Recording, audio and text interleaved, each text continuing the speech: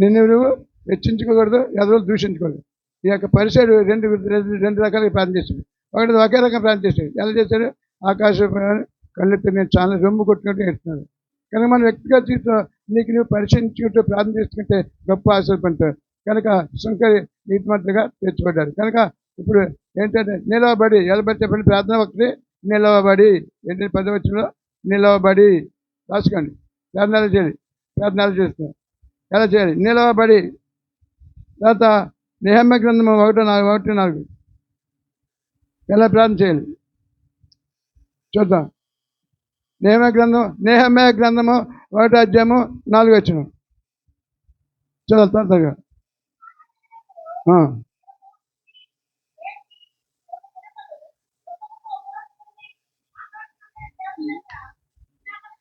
చాలు. కూర్చుండి నిలబడ్డారు. నెహెమ్యా కూర్చుండి అక్కడ యెరూషలేము గోడకి తగలబడిపోయినాయి అని విన్నప్పుడు అది దుఃఖంతో కూర్చుండి ప్రార్థన చేశాడు. కూర్చుండి. ఒకటి నిలబడి ప్రార్థన చేశాడు. రెండోది కూర్చుండి ప్రార్థన చేశాడు. మూడోది రాజు 2వ గ్రంథము 4:35 త్వరగా 4:35 మైకే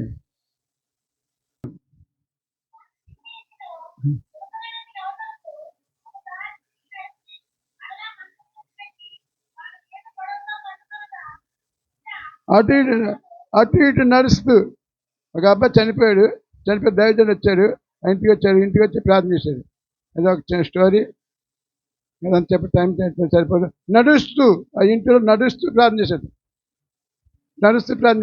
ఎలా చేశాడు చెప్పండి? నడుస్తూ. నువ్వు నడుస్తూ ఎలా ప్రార్థన చేస్తావు?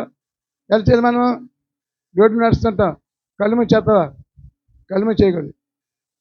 నడుస్తు ప్రభా, నేను రోడ్డు నడుస్తున్నాను ప్రభా, నేను వెనకాల ఏ విధంగా అపాయకాలు కొన్ని సాయం చేయండి ప్రభా. నేను నడుస్తున్న ప్రభా, నేను జాగ్రత్త స్థానాలు నేను జరిగిన భాగ్యం తెచ్చాను. నేను నడుస్తూ తండ్రి పలానా స్థానాలకు వెళ్తున్నా. నేను వెళ్ళినప్పుడు వాళ్ళు ఉండాలి ప్రభా. నడుస్తూ మనసులో ప్రార్థన చేసుకుంటూ వెళ్ళాలి. దోస్తో హల్లెలూయా. ఒకటి ఏంటంటే నిలబడి, రెండోది కూర్చుని. నేను నడుస్తూ కూడా ప్రార్థన చేయొచ్చు. నాకు టైం లేదండి ప్రార్థన చేయడానికి, అవకాశం లేదండి, నాకు ఉద్యోగం అండి, లేకపోతే అదండి ఇదండి మనం సాకులు చెప్తుంటాం. నడుస్తూ కూడా ప్రార్థన చేయొచ్చు. స్కూల్కి వెళ్తూ ప్రార్థన చేయొచ్చు. నేను ఉద్యోగానికి వెళ్తే ప్రార్థన చేయొచ్చు. పని పట్టుకు వెళ్తే ప్రార్థన చేయొచ్చు. నేను నడుస్తూ వెళ్తే కళ్ళు మీద కలదు. నడుస్తున్నారు చాలా చూసుకుంటూ వెళ్ళిపోవడం. నేను కళ్ళు మీద కదండి, కళ్ళు మీద ఎవడో గుర్తేస్తాను. చాలా జాగ్రత్త. నడుస్తూ ప్రార్థన చేయొచ్చు. తర్వాత నిర్గమకాండం 34:8 నిర్గమకాండం 34:8 నిర్గమకాండము 34:8 నిర్గమకాండము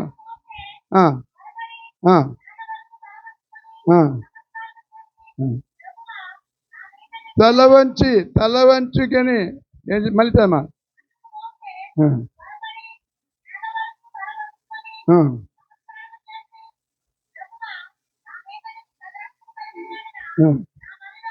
చాలు. హల్లెలూయా. తల వంచి తల పైకెత్తుకది ప్రభా అనగాడు. తల వంచి ఏంటి తల వంచి ఎప్పుడు కూడా తగ్గించుకుని తల వంచాలి.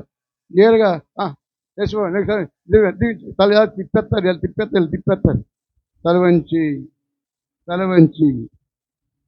అంటే తగ్గించుకుని హల్లెలూయా.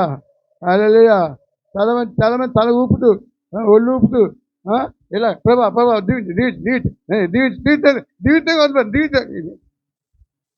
తల ఫిట్స్ వచ్చేలాగా తల ఊపితే ఇలాగ తల వంచి ప్రభా జ్ఞాపకము చేసుకుంటున్నా. నేను తగ్గించుకున్న ప్రభా, నేను తల నీ తట్టున్న నేను వంచుతున్నా ప్రభా, నన్ను జ్ఞాపకం. గేరుగా చేయకూడదు. తల గేరుగా ఎలా చేయకూడదు. చాలా మంది గేరుగా ప్రభా నువ్వు చేతగా పోయిన ప్రభా, నువ్వు చేయి ప్రభా, వేయి ప్రభా. నిజమే.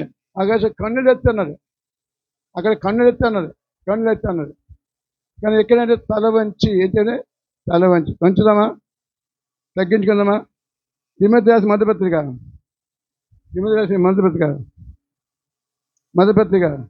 2:8 వచ్చినాయి. త్వరగా తిమోతి మొదటి తిమోతి పత్రిక, తిమోతి రాసిన మొదటి పత్రిక 2వ అధ్యాయం 8వ వచనం. 2వ అధ్యాయం పవిత్రమైన చేతులెత్తి ఏంటి? పవిత్రమైన చేతి. ఏ చేతి అండి? పవిత్రమైన చేతులెత్తి అంటే ముఖం కాళ్ళు చేతులు అన్ని కడుక్కో శుభ్రంగా. చేతి పైకెత్తి, ప్రభా నన్ను ఒకసారి జ్ఞాపకము చేసుకోవాలి. మోషే మరి అక్కడ సేనాపర్వత మీద 2 చేతులు పైకెత్తి దాన్ని చేతులెత్తి ఏం చెప్పండి? చేతులెత్తాలి. చేతులెత్తాలి కదా. మోషేకి చేతులెత్తినప్పుడు ఆ చెయ్య బరువైపోయినప్పుడు ఊరు ఆవిరని తెచ్చి చెయ్యి పట్టుకెట్టినాను. అప్పుడు గొప్ప విజయము కలిగిందండి. దేశ హల్లెలూయా, హల్లెలూయా. చేతులెత్తే సాతానా పో, నా దగ్గర రాదు. అలా సాతాను మనం చదువుకుంటా చేతులు తప్పలు, ప్రభా నీకు స్తోత్రం, నీకు స్తోత్రం. 2 చేతులు పైకెత్తి దేవుని స్థితి ప్రార్థన చేయాలి. చేతులెత్తి ఎత్తాలి చేతులెత్తి. హల్లెలూయా, హల్లెలూయా, హల్లెలూయా. మత్తయి సువార్త 26:39. మత్తయి సువార్త 26:39 చదమ్మా. చదువుగా. నా తండ్రి, సాధ్యమైతే ఈ గిన్నె నా యొద్ద నుండి తొలగిపోనిమ్ము. యేసు శ్రీవాక్య ముందు గచ్చంతాలోకి వెళ్ళి ఏం చేసండి? సాగిలపడి ఏంటండి అంటే సాష్టాంగ నమస్కారం. ఒక అమ్మ ఉంది ఇక్కడ, అమ్మమ్మ ఒక అమ్మ ఉంది. వచ్చిన వెంటనే సాష్టాంగపడి ప్రార్థన చేస్తుంది. రాజున్న కుర్రాడు అది కూడా సాష్టాంగపడి నమస్కారం చేస్తుంది. అంటే శరీరం యావత్తు దాన్ని నీకు సమర్పిస్తున్నాను. దేశ మొత్తం బాడీ అంతా కూడా, బాడీ ఏ పాప శాపం లేదు ప్రభా, నా క్షమించు ప్రభా. నా బాడీ అంతా కూడా నీకు సమర్పిస్తున్నాను తండ్రి. నా శరీరం యావత్తు, నా ఆత్మ యావత్తు నీకు సమర్పిస్తున్నాను. సాగిలపడి ఏ పడి చెప్పండి? ఏ పడి? సాగిలపడి. జ్ఞాపం చేసుకోండి. ఆఖరిగా అపోస్తల కార్యం 22వ అధ్యాయం 40. అపోస్తల కార్యము 22:41.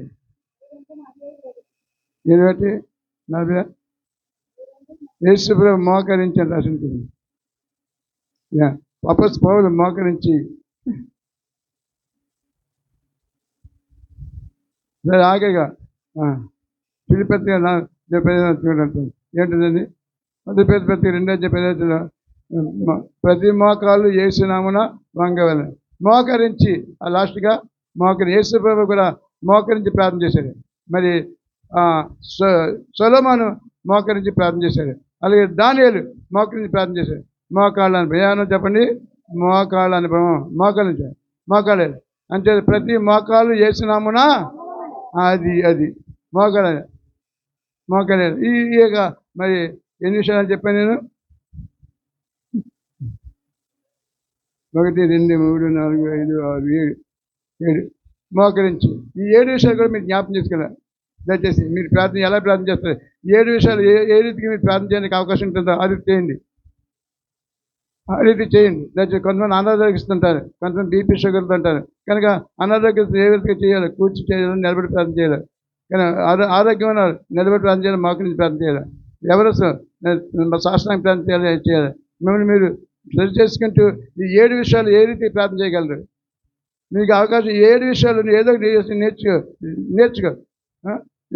మరి నువ్వు ఎంచుకొని ఈ రీతిగా నువ్వు ప్రార్థన చేస్తే తప్పుగా దేవుడు నీకు మేలు చేస్తాడు. చేస్తాడు. హల్లెలూయా, హల్లెలూయా. ప్రార్థనకు దేవుడు తప్పుగా ఇస్తాడండి. కనుక ఈ కొద్దిమంది దేవుడు దీవించుకోక. హల్లెలూయా, హల్లెలూయా.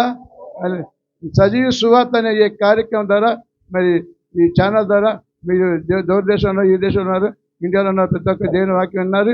ఈ ఆదివారం దినాన దేవుని మందిరంలో కనుక దయచేసి మీరు వినండి, ఇతరులకు వినిపింప చేయండి. తప్పుగా మరి గంట నొక్కండి, లైక్ చేయండి.